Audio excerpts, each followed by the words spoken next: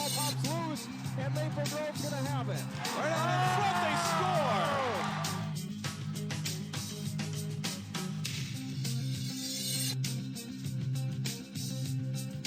Hello and welcome to Sports Jam. I'm Jay Wilcox. And I'm John Jacobson. Today on the show, section action in girls hockey, wrestling, and gymnastics.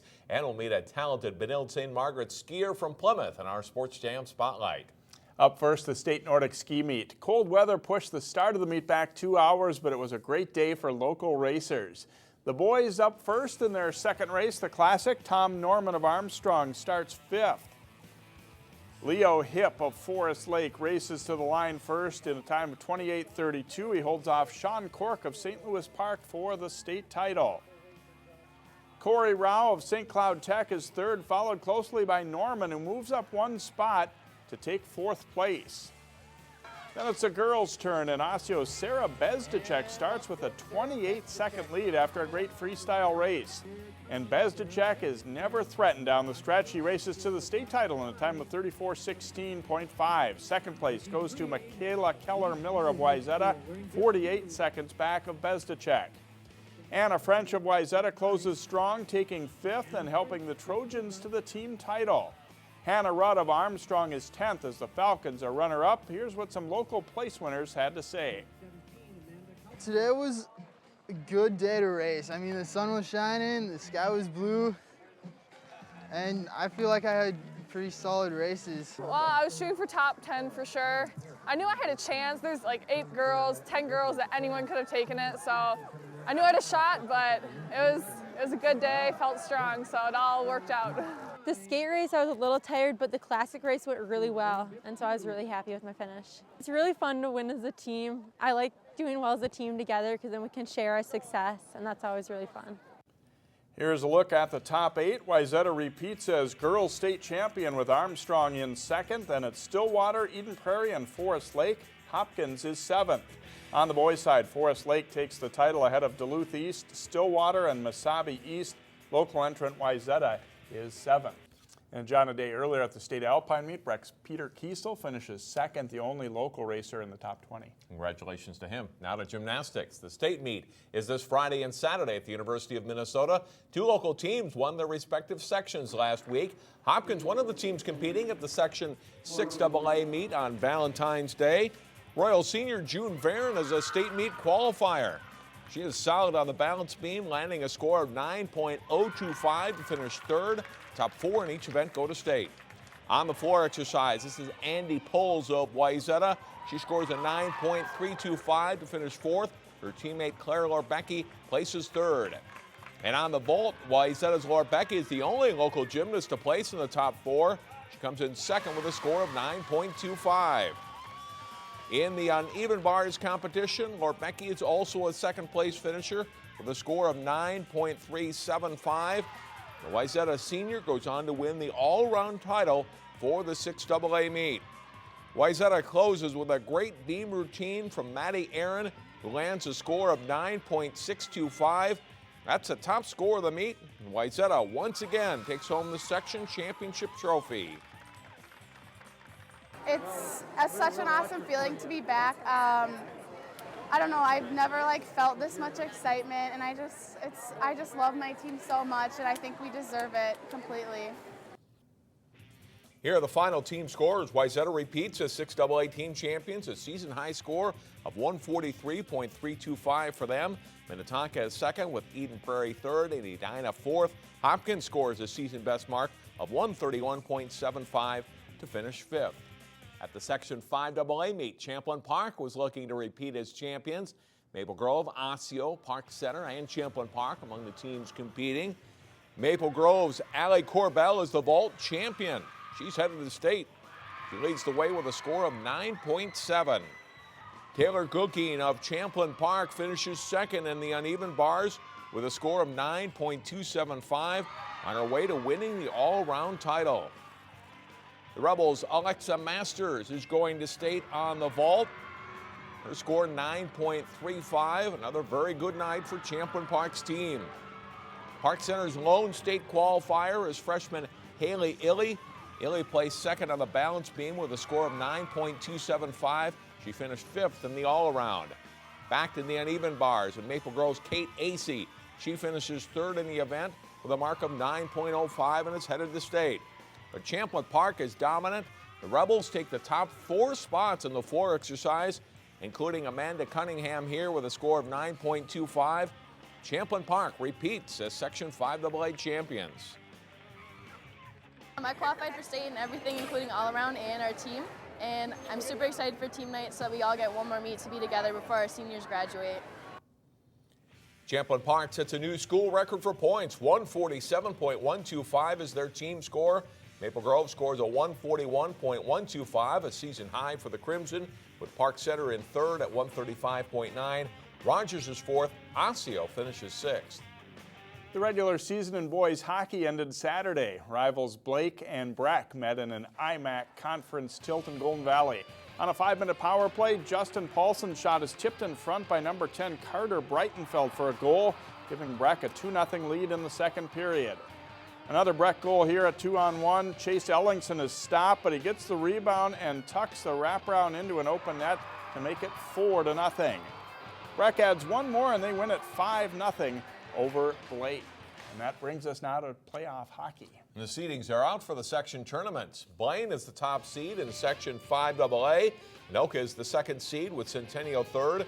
Maple Grove is the fourth seed. Then it's Osseo, Champlin Park, Rogers, and Coon Rapids.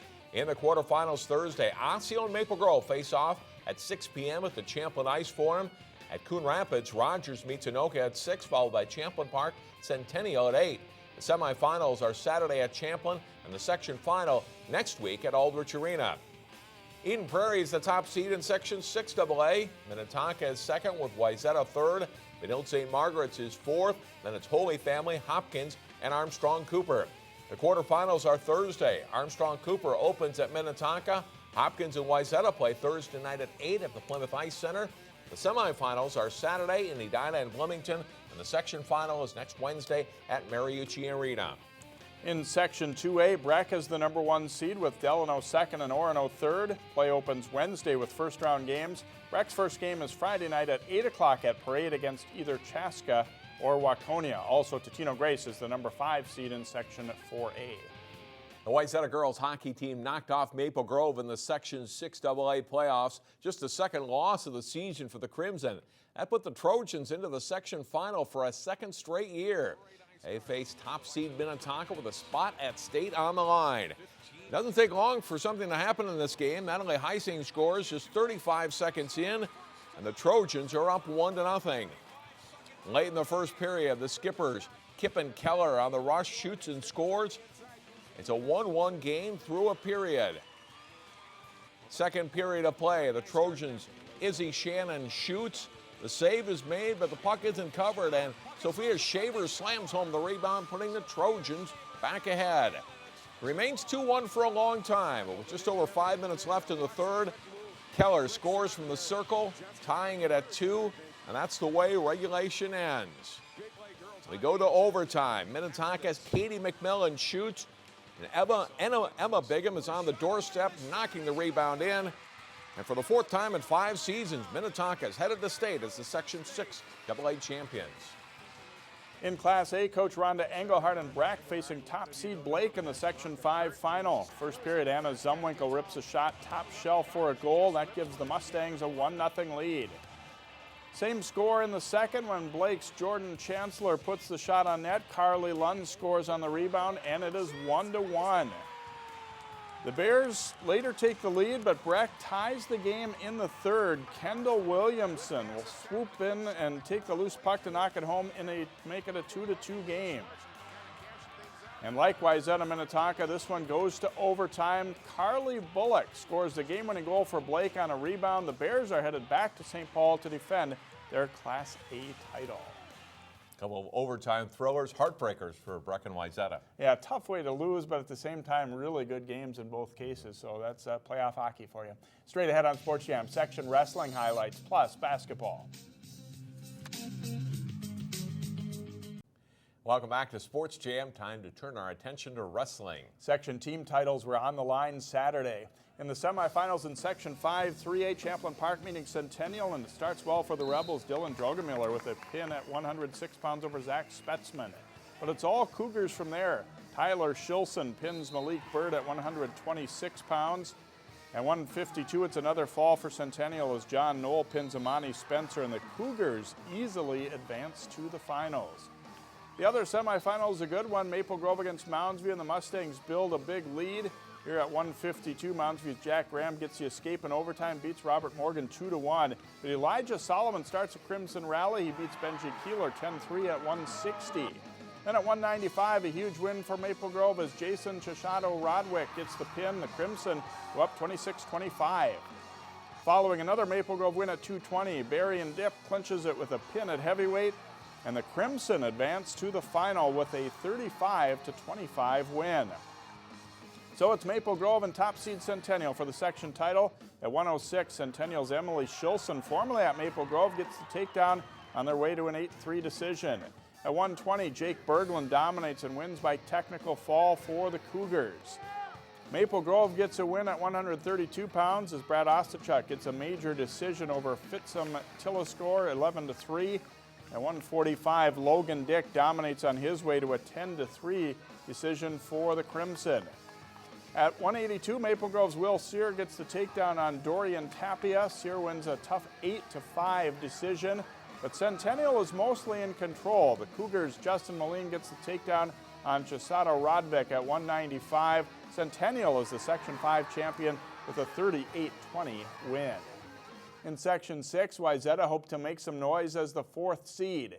It's a good start for the Trojans in the quarterfinals against Buffalo. Mark Walerius gets the pin over Ben Ruhr at 106 pounds. We jump to 170, two wrestlers with 25 or more wins. Evan Cluck of Wayzata gets near fall points and beats Jacob Scherber 8-2. It's 24-18 Trojans. The Bison charge back though at 220. 5th ranked Adam Treptow gets the pin, giving Buffalo its first lead 30-28. But Wayzata wins the lineup shuffle game as Corey King bumps up to heavyweight and pins Jackson Ray to move the Trojans into the semifinals with a 34-30 win. Wayzata faces top seed and defending section winner Wilmer, and the Cardinals dominate the match early. At 113, Clay Carlson has Mitchell Hogue all locked up. Carlson gets the fall for a 10-0 lead, and it's a sign of things to come. At 120, Juan Resendez gets the takedown and wins a major decision over Aj Davis.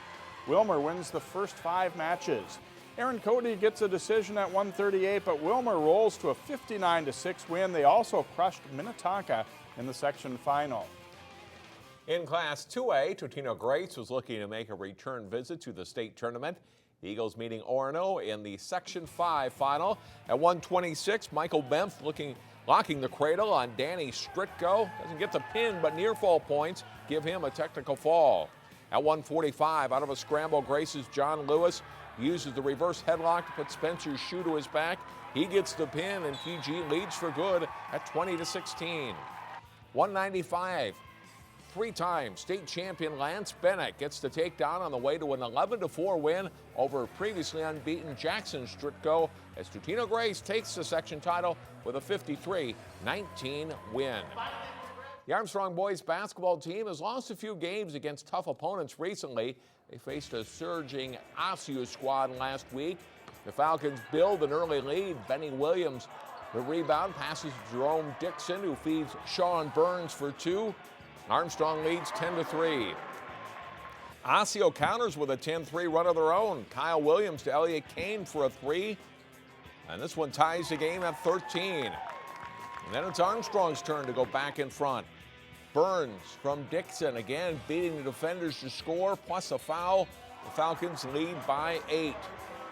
Late in the first half, Trey Tate misses the long perimeter shot, but Benny Williams is there for the offensive rebound and hoop, helping Armstrong to an 8-point halftime lead.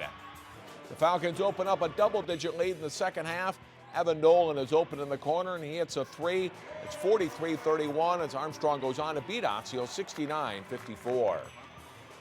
In girls hoops, Cooper meets St. Louis Park in a Metro West Conference game. The Hawks get the steal here, and they run a nice break. Aja Wheeler to UU Longs, right back to Wheeler for the layup in an early 7-2 lead.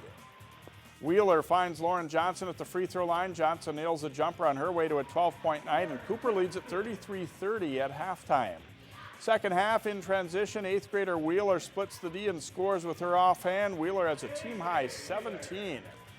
Good passing off the inbounds play leads to a three-pointer for Kiara Coops. St. Louis Park pulls within 2 late, but Cooper holds on for a 66-63 win to sweep this season's series. And playoffs aren't too far away in basketball now either, John. And regular season ends this week in boys basketball. Next up in our Sports Jam Spotlight, meet a Benilde skier who is off to Europe to compete in a world biathlon competition.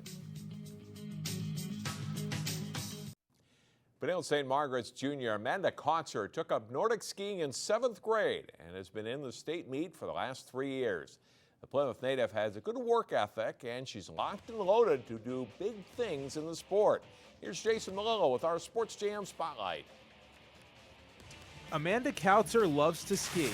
I'm going to ski till I'm 70 or older. And her hard work and dedication is paying off. The Benilde-St. Margaret's junior won the Section 6 meet and then placed 12th at the state meet. Nordic skiing is about technique and teamwork and athletic ability. And Amanda has all three. I don't feel like I'm that good because I know there's so many more places I can get better and there's so many more goals I still want to achieve. The ironic thing about Kautzer's success in Nordic skiing is she came to the sport by accident. So in previous to 7th grade, I'd been playing basketball just with my school, and then I wanted to try the alpine team competitively, but I went to the wrong meeting. That's a good thing. And I didn't realize it until like 2 weeks in, and at that point I was like, okay, I've done this for 2 weeks, might as well stick through, and I ended up loving it. To me, it's always important for kids to do what they want to do.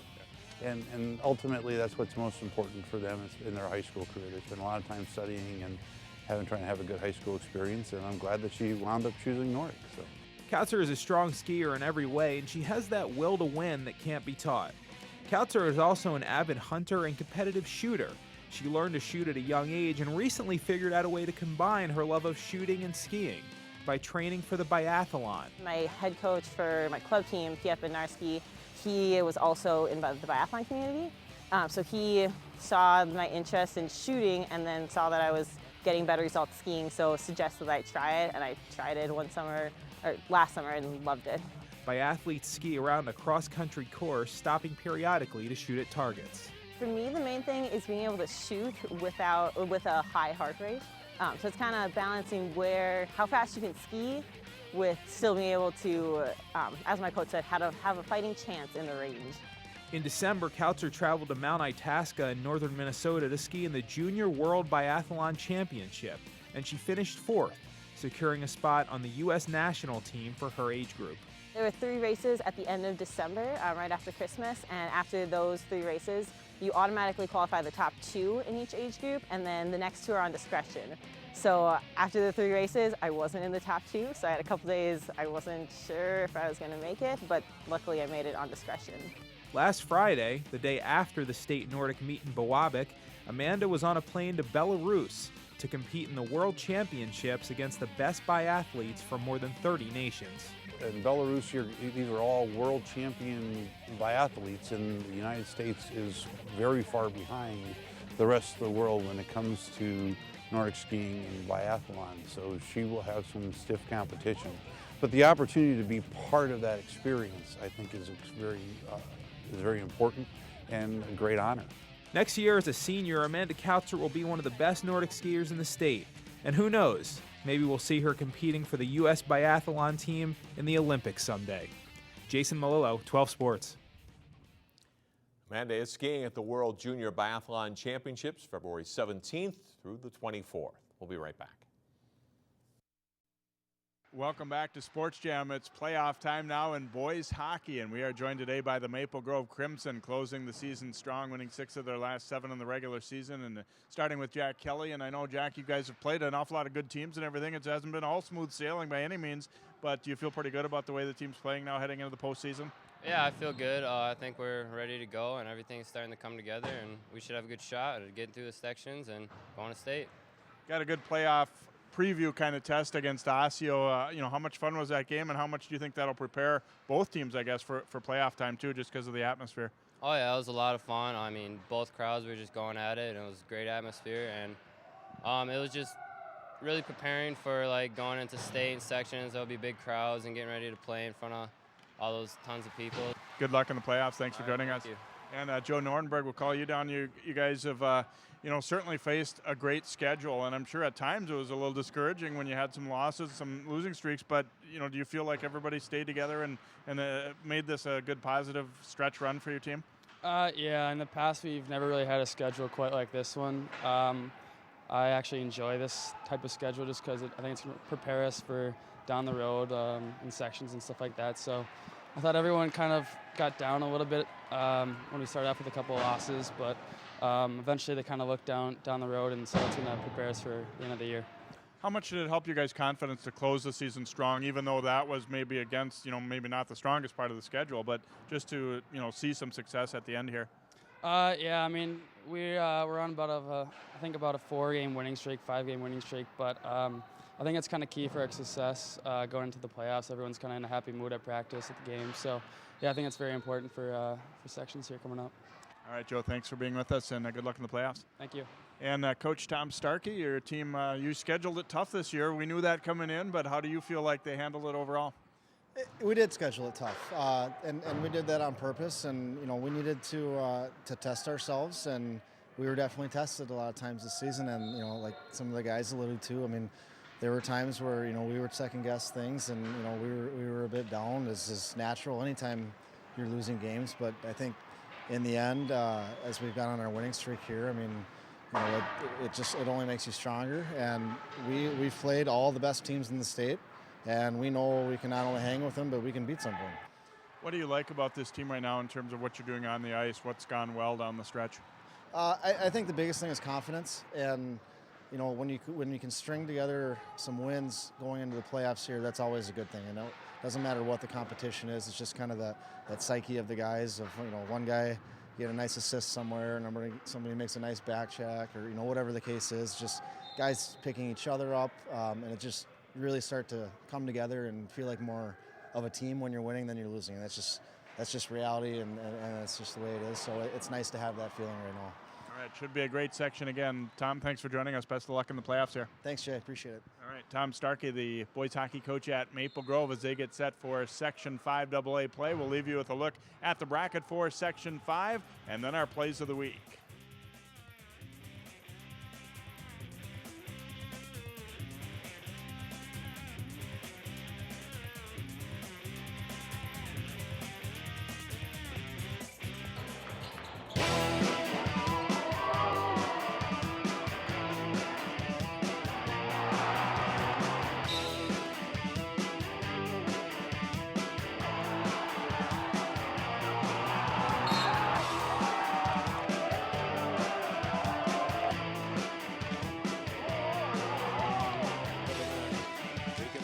Centering pass out in front, a shot, and a big save by Stelter.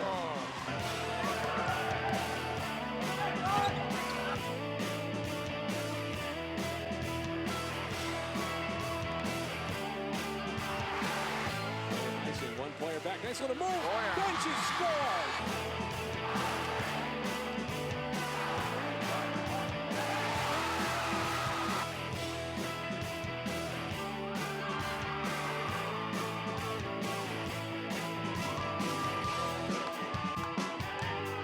Our game of the week is a quarterfinal round game in Section 5 AA boys hockey as Maple Grove meets Osseo. The game is 6 o'clock Thursday evening at the Champlain Ice Forum. Watch the game on Channel 12 or 12.tv Friday night at 7 or Saturday afternoon at 1. That does it for this week's show. We'll see you next time here on Sports Jam.